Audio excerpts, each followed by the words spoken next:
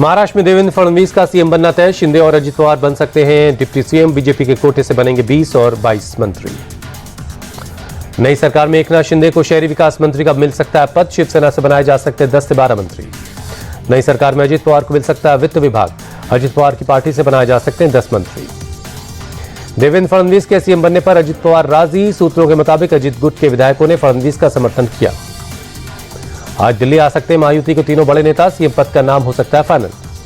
केंद्रीय मंत्री रामदास अठावले ने फडणवीस को सीएम बनने की रेस में बताया सबसे आगे। कहा महायुति के तीनों नेताओं को इसका फैसला लेना है। शिवसेना ने अपने विधायकों के लिए मुंबई के 5 सितारा होटल ताज लैंड्स एंड में 60 से ज्यादा कमरे बुक किए। रविवार को एकनाथ शिंदे चुने गए विधायक दल के नेता।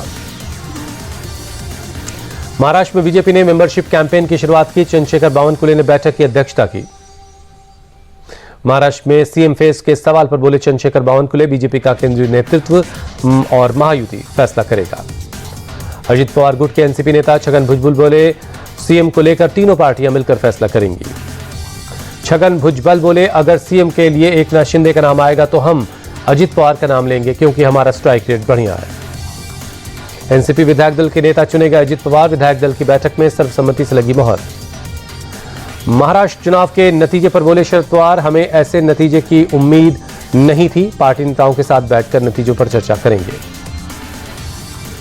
एनसीपी शरद गुट के नेता जितेंद्र आह्वान का बयान, महाराष्ट्र में जमीनी हकीकत से बिल्कुल उलट नतीजे आए हैं। कर्नाटक के मंत्री जी परमेश्वर बोले महाराष्ट्र चुनाव में कांग्रेस सही रणनीति बनाने में फेल रही। राज ठाकरे की पार्टी एमएनएस की मान्यता रद्द कर सकता है चुनाव आयोग।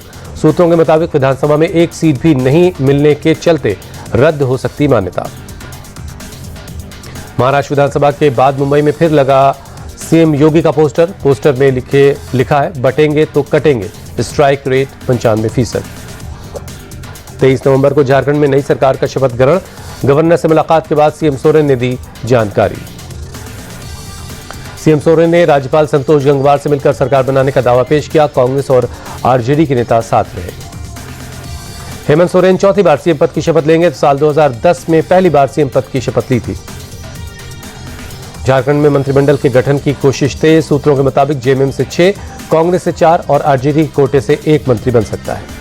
झारखंड बीजेपी के सह प्रभारी सीएम हेमंता बिस्वा शर्मा का बयान, निकट भविष्य में घुसपैठ बड़ी समस्या बनेगा। बीजेपी घुसपैठ का मुद्दा उठाती रहेगी।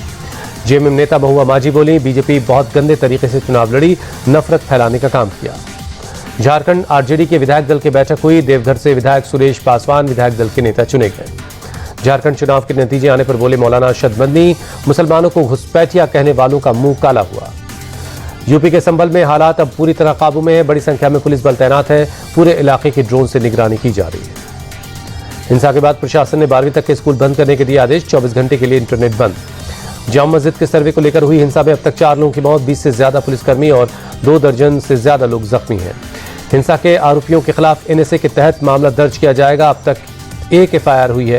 हिंसा में शामिल 21 लोग हिरासत में लिए गए। संभल में पुलिस पीआरओ के पैर में लगी गोली, डिप्टी कलेक्टर और सीओ जख्मी। संभल के कमिश्नर ने दी जानकारी।